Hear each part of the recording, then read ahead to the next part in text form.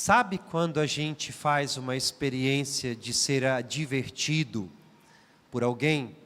Quando erramos, sei lá, erramos com a nossa família, nosso esposo, o esposo, pai, a mãe, principalmente pai e mãe, que vem nos corrigir, nos admoestar, aí começa a falar umas verdades para nós, e estas verdades passam a nos incomodar.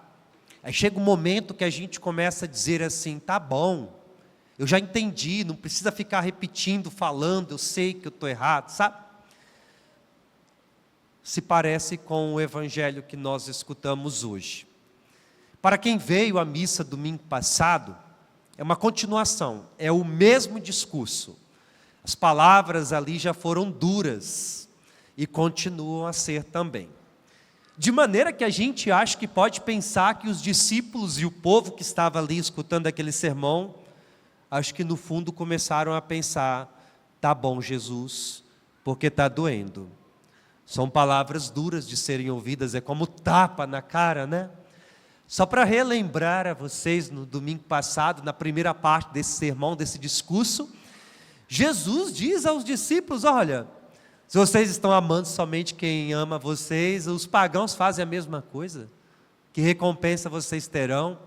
Se vocês fazem o bem somente a quem faz o bem a vocês, o que é que vocês estão fazendo de extraordinário? Os pagãos fazem a mesma coisa também.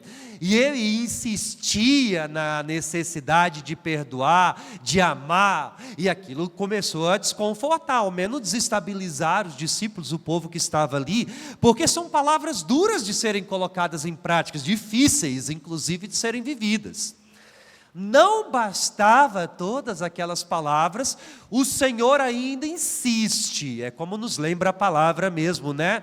Deus fere para poder curar. E às vezes é bom mesmo a gente permitir que Deus venha a futucar as nossas feridas, nos desestabilizar um pouco, nos tirar desta posição que nos encontramos e continuar a falar até que esta palavra seja capaz de penetrar o nosso coração e, penetrando o nosso coração, nos mudar, nos transformar.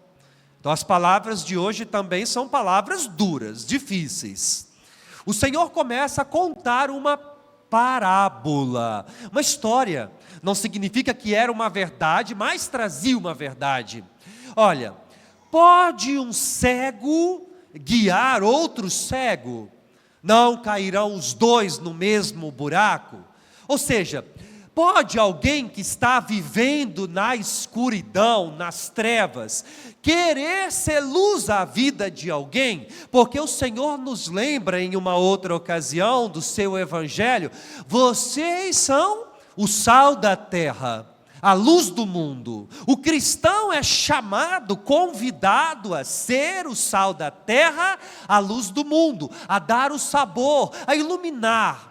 E a gente não acende uma vela para botar debaixo de uma mesa, não. Pelo contrário, acendemos uma vela para colocar em cima da mesa, para iluminar a todos que estão ao seu redor. A gente compreende aí o ofício do nosso ser neste mundo, dilacerado, sombrio, escuro. É a nossa vocação por um mandamento de Jesus, que sejamos a luz do mundo, que possamos iluminar, romper a escuridão.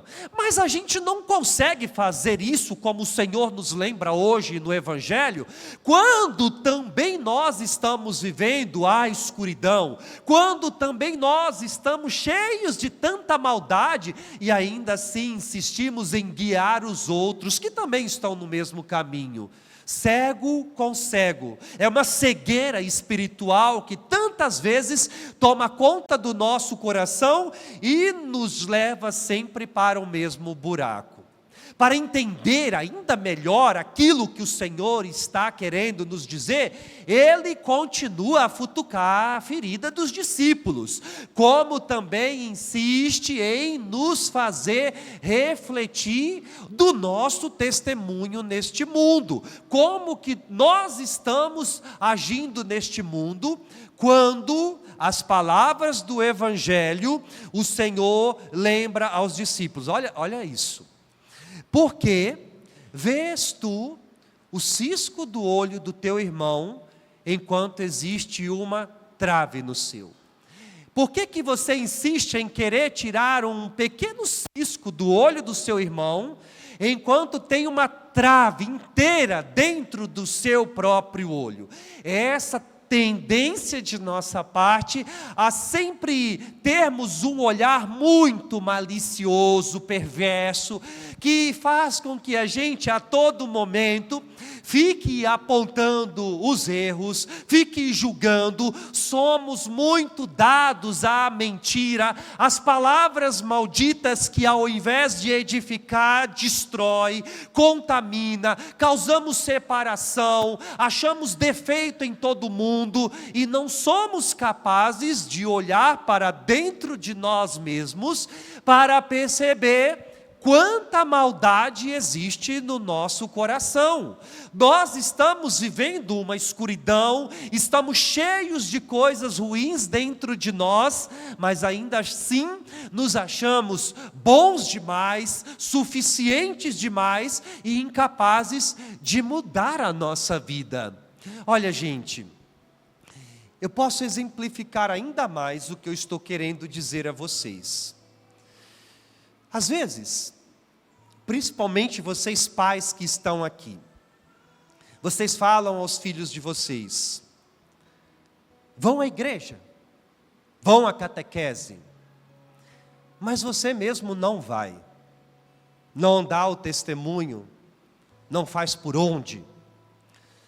Às vezes você diz ao seu filho: não pode xingar, não fale palavrão. Só que na sua casa é o que rola. Vocês se amaldiçoam todo o tempo com palavras malditas. Vocês ensinam os filhos de vocês: não pode beber, se alcoolizar. Mas vocês são os primeiros a se embriagar diante deles. E às vezes a gente se depara com tragédias pré-anunciadas. Como é triste, por exemplo, quando você leva criancinha, às vezes até bebezinhos, para esses bares, enche a cara lá, a criança está ali na cadeirinha, exposta a tantas coisas. Dentro de sua casa, a mesma coisa também. Os filhos estão crescendo em ambientes hostis, de briga, de confusão, de bebedeira. Vocês insistem em querer ensinar e não percebem que estão fazendo a mesma coisa. É por isso que o Senhor chama os discípulos e o povo que está ali escutando, como chama cada um de nós também, com uma palavra dura demais, mas é verdadeira: hipócritas. Nós somos hipócritas todas as vezes que tomamos esta atitude de querer consertar a vida dos outros, mas nós não somos capazes de consertar a nossa própria vida, de mudar a nossa vida, de mudar a nossa conduta, de fazer com que a palavra de Deus passe a produzir frutos no nosso coração. É a mudança de vida que nos cobra o Evangelho.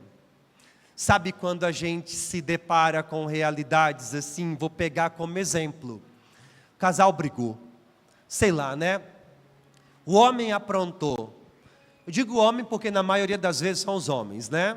Não que as mulheres não aprontam, mas a maioria das vezes é os homens. Aí chegam às vezes para a gente assim: padre, eu estou tão arrependido, eu errei muito, eu quero mudar, eu quero mostrar para minha casa, para minha família, que eu posso ser uma pessoa diferente.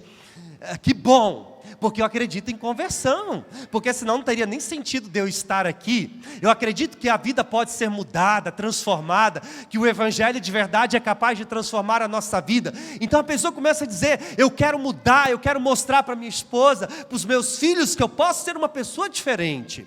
A primeira coisa que eu digo: olha, meu querido, primeiro de tudo, eu acredito que você é capaz de mudar. Eu acredito que você pode transformar a sua vida.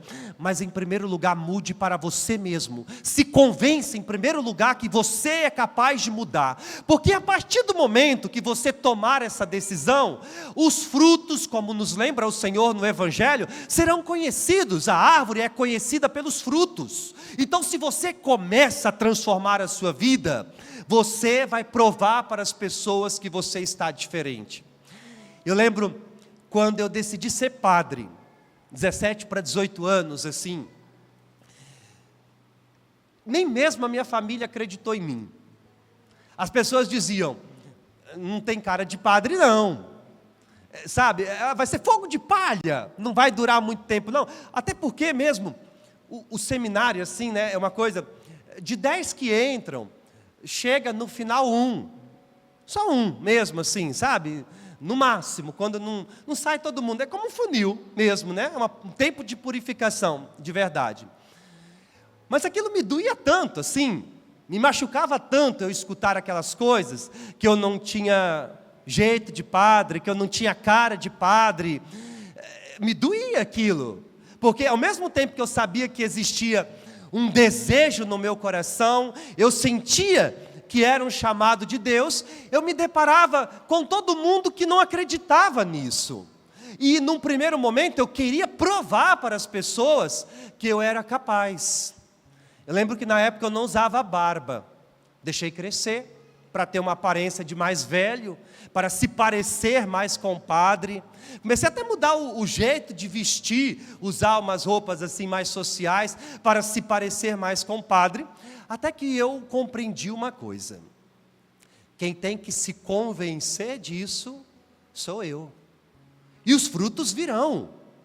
Se eu tomar consciência de que eu desejo ser padre, de que eu quero ser, que eu quero dar a minha vida à igreja, as consequências, os frutos virão por acréscimo. Quando vai durar, né? Logo sai do seminário. Se passou lá os 8 anos de seminário, 12 anos de padre, 20 anos ininterruptos doados à igreja. E eu acredito que durante esse tempo a gente colheu frutos. O Senhor nos lembra isso no Evangelho. Uma árvore ruim não pode dar frutos bons. Então, se eu sou uma pessoa carregada de maldade, que faz o mal por onde passa, que semeia discórdia, que a todo momento está ferindo os outros, machucando, dado às paixões desordenadas, eu nunca serei capaz de produzir bons frutos, porque o que existe dentro de mim é apenas maldade e nada mais. Agora, ao contrário, mesmo reconhecendo a minha imensa imperfeição, mesmo reconhecendo a nossa pequenez, sabendo o quanto somos limitados e necessitados da graça de Deus, mas ainda assim, se esforçando para ser uma pessoa melhor, para revolucionar este mundo, para mudar o nosso ambiente, para transformar o nosso coração. Se mesmo eu, sendo pecador, mas buscando a misericórdia de Deus, me esforçando para fazer o bem, são os frutos de bondade que existe dentro de mim e que precisa ser espalhado, e a gente precisa começar a normalizar a bondade, não a maldade.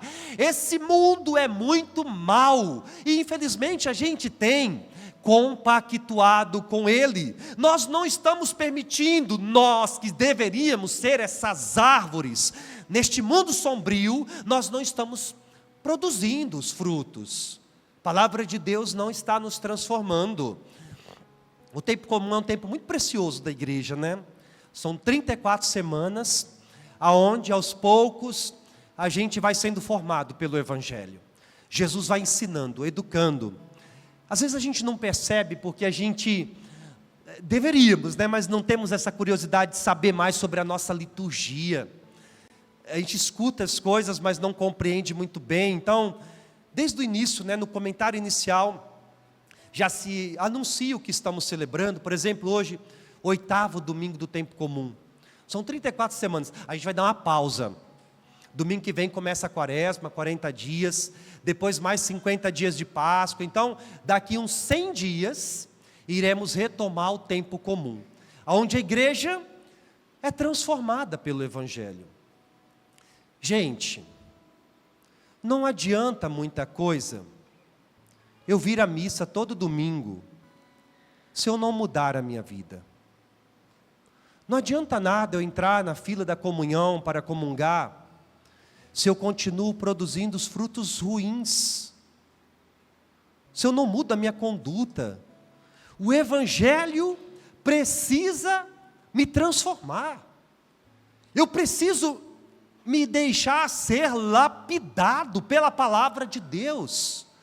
Eu preciso me renunciar por inteiro, abdicar as coisas das trevas, a imagem do homem velho, para deixar Deus ser o centro de tudo.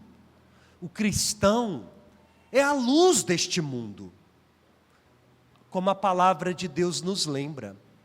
A primeira vez que os discípulos de Jesus foram chamados pelo nome de cristãos, está escrito nos Atos dos Apóstolos, na cidade de Antioquia. E por que chamaram estes homens e mulheres, seguidores de Jesus, de cristãos? Porque eles se pareciam demais com Jesus, no modo de falar, no modo de agir. Eles eram no mundo como que luz, se parecia, trazia em si as marcas do Senhor.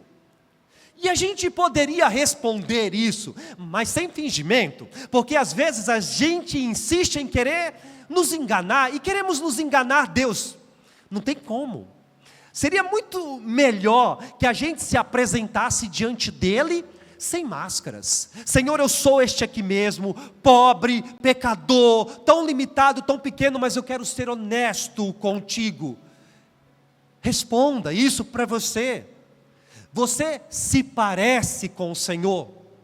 O seu jeito de ser neste mundo, a sua conduta, você traz os traços de Cristo e do Evangelho na sua vida? Ou ao contrário, a gente desfigura a igreja, a gente desfigura o Evangelho, e ao invés de sermos o testemunho, nós nos tornamos o contra-testemunho, não só para o mundo, mas também para aqueles que estão dentro de casa. E eu poderia aqui dar vários exemplos para vocês, de quantas e quantas vezes a gente deixa as coisas do alto por coisas passageiras. Mas vamos lá. Para você que está aqui hoje, qual a importância que você dá à missa dominical, por exemplo? Como encontro com o Senhor. Você já se convenceu de que você precisa estar aqui, assim como o ar que estamos respirando? É uma necessidade de nossa alma estarmos aqui a cada domingo para nos encontrar com Cristo, para nos alimentar da Eucaristia? Ou é por conveniência, quando você está interessado, quando não tem outro compromisso, quando não te convidam para uma outra coisa, quando você não está cansado demais, você vem? Não é uma escolha, é um compromisso de vida. Hoje, por exemplo, estou só o pó da rabiola, estou até sem voz, dia cheio mesmo, 4 missas, dei uma pregação lá no retiro de carnaval, fiz 6 batizados de manhã, atendi algumas confissões em meio a tudo isso, de um lugar para outro. Eu não fui nem em casa tomar banho, estou de batina, suado. Eu queria estar em casa, assistindo TV, deitado. Mas eu tenho um compromisso com Cristo. Então não importa se eu estou cansado, não importa se há outra coisa, a minha prioridade é o Senhor, porque um dia Ele nos alcançou, a sua graça nos alcançou, e eu compreendi que a minha vida não tem sentido sem Ele. Falando eu, gente, mas eu estou falando assim, te colocando nesse pronome, é sobre nós neste momento, a necessidade de a gente se apaixonar pelo Cristo, de começar a produzir esses frutos, para dar sabor a este mundo, para transfigurar este mundo, fazer valer a pena de verdade. Mas para isso a gente precisa começar a romper com as obras das trevas que desfigura o Evangelho. Pode botar água aí. Porque senão, sempre seremos cegos, guiando outros cegos. Nas pequenas coisas, os católicos, têm uma fama de que tudo pode. Crente não pode. Mas para os católicos parece que tudo é permitido. A gente pode fazer tudo. Quem foi que te disse isso? Quem foi que disse que tudo nos é permitido fazer? Cheio de católico, com gato de energia em casa, com TV pirata em casa, cheio de católico dando jeitinho brasileiro, cheio de católico dirigindo embriagado com a família dentro, cheio de católico pilotando moto sem capacete, cheio de católico dando carro para adolescente dirigir. É o contra-testemunho, sabe? É o que desfigura a igreja, é o que faz com que a gente fique a viver somente numa completa escuridão. Só que a gente não muda nunca. Eu sei que é um processo, é difícil, mas assim, abra um leque na sua frente, sabe? Comece a perceber todas as coisas erradas que existem dentro do seu coração. Faça um exame de consciência honesto. Meu Deus, eu tenho que mudar isso, eu tenho que mudar isso, eu tenho que mudar isso. Tem muita coisa. Tem as coisas mais difíceis. O espinho na carne demora mais. Será uma vida inteira. Uma briga que vai durar a vida inteira. Só que tem algumas coisas que são mais fáceis de renunciar. E talvez justamente estas estão te impedindo de ir adiante, de dar um passo adiante. Comece a mudar as coisas que você pode tomar decisão agora de mudar, de não fazer mais. Se você tem percebido que é isso que tem te afastado de Deus, comece a transformar isso do seu coração, para que você possa produzir os frutos, e que essa árvore seja reconhecida pelos frutos bons de verdade. Nós temos uma responsabilidade para com este mundo. O Evangelho termina com palavras muito bonitas. O homem bom tira coisas boas do bom tesouro do seu coração. Mas o homem mau tira coisas más do seu mau tesouro. Seu coração é um baú. E o que tem dentro do seu coração? Coisas boas ou maldade? E até quando você vai continuar a se encher, entupir-se de tanta maldade? Será que não está mentindo demais? Não é hora de romper com isso? Não está reclamando demais da vida? Engraçado, né? A gente vive numa cidade que a maioria do povo de Paropebas é migrantes. Se eu perguntar aqui para vocês, quem aqui veio de fora? Talvez uns 70%, 80% da igreja vai levantar a mão e dizer que sim, veio de fora. Tem muita gente que chega para Paraupebas, vem conversar com a gente, aquela coisa toda, e aí já começa reclamando. Reclama de tudo. E murmura. Nada está bom. Nada presta. Começa a reclamar do lugar. Que lugar quente, não sei o quê. Eu estava em Minas a semana passada, está um calor dos infernos lá também, viu? Não é o lugar, é o teu coração. Você pode morar na Sibéria, a doença te acompanha junto. Porque tem gente que é assim. A todo momento está reclamando de tudo. Nada está bom. Nada é suficiente. Você acorda de manhã cedo para ir trabalhar, já emburrado, porque tem que ir trabalhar. O teu ônibus podia passar aqui em frente ao Cine para você ver a fila de desempregado que tem aí todo dia. Para você passar a valorizar mais aquilo que Deus já te deu. Você reclama de tudo dentro de casa. Chega em casa do trabalho descontando isso na sua família. Vocês se agridem. Vocês transformam muitas vezes a casa de vocês, que é a igreja doméstica, a extensão desta igreja, num lugar hostil, de escuridão, de trevas. Não existe concórdia, não existe amor, não existe perdão. As crianças não sabem mais rezar. Antigamente a gente aprendia a rezar desde cedo. Eu lembro quando eu era pequeno, que a minha mãe juntava as mãozinhas, colocava eu, Maico, meu irmão, na cabeceira da cama, juntava as mãozinhas, falava de um papai do céu, de uma mamãe do céu, ensinava a rezar as orações, Ave Maria, Santo Anjo. Não existe mais isso.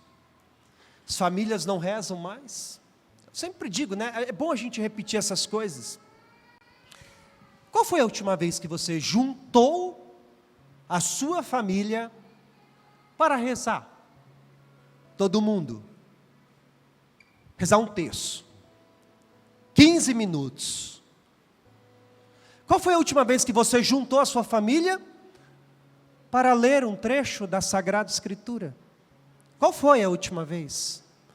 Aliás, houve um dia que isso aconteceu? Teve algum dia que isso aconteceu na sua vida? É pelo fruto que conheceremos. Aliás, os frutos que você produz, é por aí que a gente vai conhecer a árvore. Se boa ou ruim. Se o teu coração está cheio de maldade, tem como tirar coisa boa daí não. Se tem coisas boas, vai tirar. Porque como o Senhor conclui o evangelho de hoje, a boca fala daquilo que o coração está cheio. Se é só maldade que existe dentro de ti, só é maldade que vai sair da sua boca também. Você vai continuar a desfigurar o evangelho, a igreja, esse mundo, cego guiando outro cego. Se o teu coração está cheio de coisa boa, tua boca também será bênção neste mundo, de edificação. Bom, nós vamos, como eu disse, dar uma pausa neste tempo tão bonito, onde o Senhor nos ensina, para iniciarmos o tempo da Quaresma. Tempo oportuno de mudança de vida, de conversão. Vamos deixar que a palavra de Deus transforme a nossa vida.